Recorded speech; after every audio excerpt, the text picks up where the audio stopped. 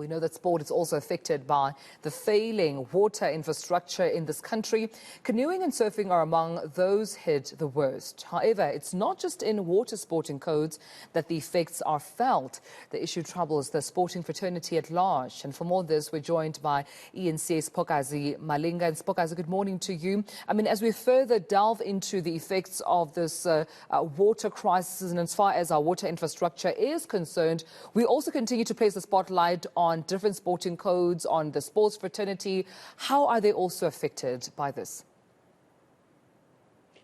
A very good morning to you, Dumelo. Yes, so yesterday we spoke to Bradley Glasspool, who is a part of the Duzi committee, and he did mention that it's really affecting sports on all fronts, especially the canoeing code and surfing as well. He did mention that athletes are actually branching out into other sports because it's becoming a safety concern.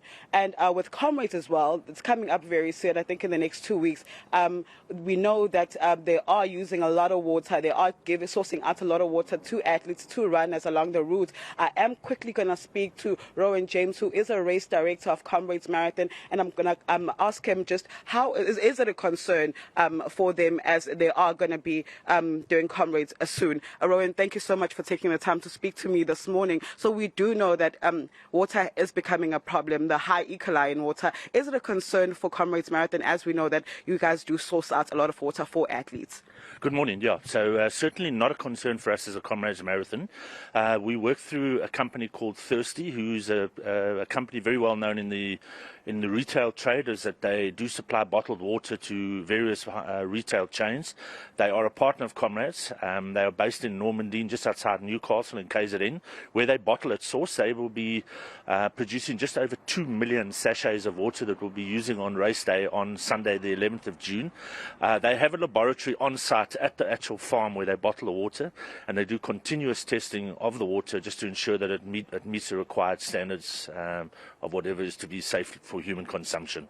Now, we've seen the outbreak of cholera in Johannesburg. Should it get to KZN, does it then become a concern, and do you have contingency plans? Not so much as a concern for us, really, if it does come down here, just in terms of the race itself, because while the water is put into the sachets at source at the farm itself, it is then loaded into packets, and each packet is roughly 150 sachets per packet. Those packets are then put into crates, which are then delivered to every refreshment point on the route. There are 42 refreshment points en route. And then the people that are actually working with that at each of the refreshment points are actually wearing surgical gloves, one, and then two, the water is also just sterilized with Milton sterilizer. When I say the water, that's not the water in the sachets, it's actually on the outside of the sachets, because the sachets tend to be put in bars with ice to ensure that they're kept cold. Thank you so much for your time. Well, Dumelo, that was Rowan James, who is a race director of the Comrades Marathon, just saying it's not a concern for them right now, as they do know that they test the water and, they make sure that everything is tested before they give out the water to the athletes along the routes. Yeah, and indeed, because I mean, we're having this conversation because, as you mentioned earlier on, it was the Duzi that we're talking about yesterday that's equally, affected. Let's give some context to that as well, just in terms of the highlights of that conversation yesterday and the impact really around water and the sporting code. Dumelo, also we spoke to surfers yesterday as well, and they were just saying that it's difficult to get into the water now. They don't want to get in because you get sick, they get ear infections, they get diarrhea. So they are looking to maybe get into other sports. Exactly what Bradley Glasspool from the Duzi was saying yesterday, that eventually the sport is going to die out, and we won't have such sporting events. This is becoming a concern with a high E. coli of water. Their concern right now is that they have to find another spot to finish the Duzi Marathon. Usually they'd finish it at Blue Lagoon in Durban. We know that when this year's Duzi Marathon used to start at Pietermaritzburg, but it was moved to Bishopstow, just outside of Maritzburg, because of the high E. coli in water. So you can see just how damaging this water problem is to sporting codes as well. Yeah, but one would wonder, Siphokazi, then surely then the ministry and the Department of Sports, Arts and Culture needs to contribute to conversations around water. If you're saying to me that this water crisis could potentially end events such as the Juicy or force surfers to relocate or move, I mean, this is a call for concern because they're passionate athletes and surfers who do this for a living, who do this out of enjoyment. And I just wonder, have we received any word, at least from the department, as to how they're working alongside the Water and Sanitation Department, what they're doing to ensure that they also add their voices to this crisis and coming up with resolutions really as a matter of urgency?